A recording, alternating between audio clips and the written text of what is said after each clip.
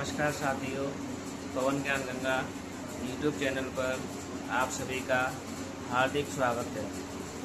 आज हम कक्षा 8 की बसंत पुस्तक के पाठ 4 भगवान के डाकिए के क्वेश्चन आंसर देखेंगे। आइए देखते हैं। क्वेश्चन 1 है, कवि ने पक्षी और बादल को भगवान के डाकिए क्यों बताया है, स्पष्ट कीजिए। इसका आंसर है, कवि ने पक्षी और बादल को भगवान के डाकिए कहा है क्योंकि ये दोनों मनुष्यों द्वारा बनाई सीमा को पार करके एक देश का संदेश दूसरे देश ले जाते हैं। पक्षी पंखों द्वारा फूलों की सुगंध तथा बादल एक देश का पानी दूसरे देश में बरसाते हैं। मानो भगवान की ओर से संसार में भाईचारा, सद्भाव व एकता का संदेश देते हैं। अर्थात कवि कहना चाह रहा है कि जो पक्षी और बादल हैं वो भगवान के डाकिए के रूप में काम करते हैं। पक्षी है वो फूलों की सुगंध को अपने पंखों के माध्यम से दूसरे देश में ले जाता है, और बादल है वो एक देश के पानी को भाप बना करके बादल बन जाते हैं। दूसरे देश में वो बादल संघनन की क्रिया के द्वारा बरस जाते हैं, तो एक देश के पानी को दूसरे देश में वो ले जाने का कार्य करता है। तो इसकी मानो ये कहते ऐसा है कि भगवान की जो ओर से भाईचारा है, सद्भाव है और एकता का संदेश देना चाहते हैं।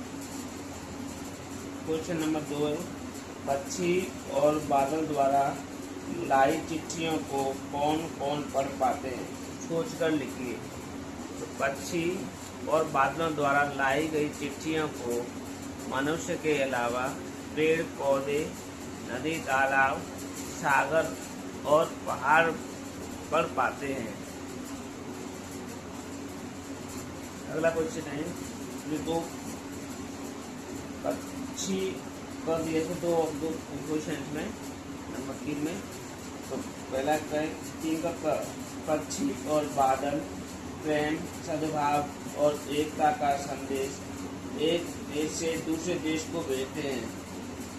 तो पंक्तियों का भाव बताना, ये संदेश कौन सी पंक्तियों के माध्यम से दिया गया है। तो देखिए, पक्षी और बादल ये भगवान के डाकिए, यहाँ से स्टार्ट है, और पेड़ पौधे, पानी और पहाड़ बाँचते हैं, यहाँ तक करेगा। पूरा पढ़ के बता देंगे आपको।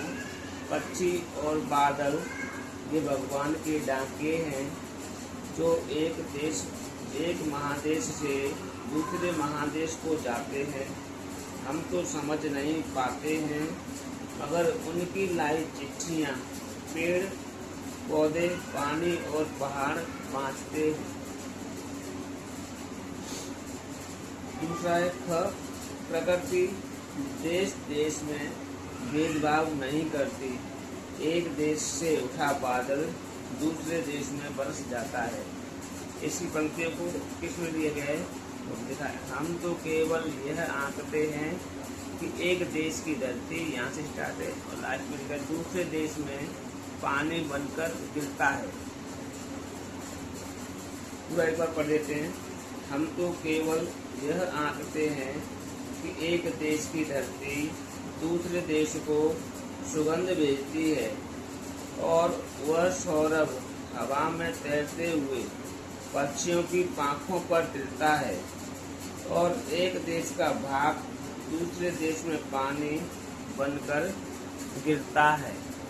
ये इसका दोनों का भावार्थ हो गया, तीन पंक्तियों के माध्यम से बताया गया है। अगला क्वेश्चन 4 नंबर, पक्षी और बादल की चिट्ठियों में पेड़ पौधे, पानी और पहाड़ क्या पढ़ पाते हैं। इसका आंसर है, पक्षी और बादल की चिट्ठियों में से पेड़ पौधे, पानी और पहाड़ भगवान द्वारा दिया गया प्रेम, सद्भाव, भाईचारा और एकता का संदेश पढ़ पाते हैं। क्वेश्चन नंबर 5, एक देश की धरती दूसरे देश को सुगंध भेजती है। कथन का भाव स्पष्ट कीजिए। तो आंसर देखते हैं इसका। प्रकृति के लिए सभी मनुष्य समान हैं। अपने पराये की भावना तो मनुष्यों में स्वार्थ के कारण ही पनपती है।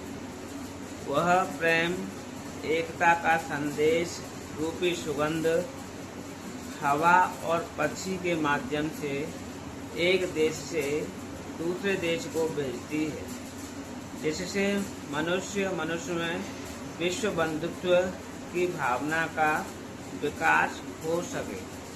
कहने का मतलब ये है कि प्रकृति ने सभी मनुष्यों को एक समान बनाया है। उसने किसी के साथ कोई भेदभाव नहीं किया है।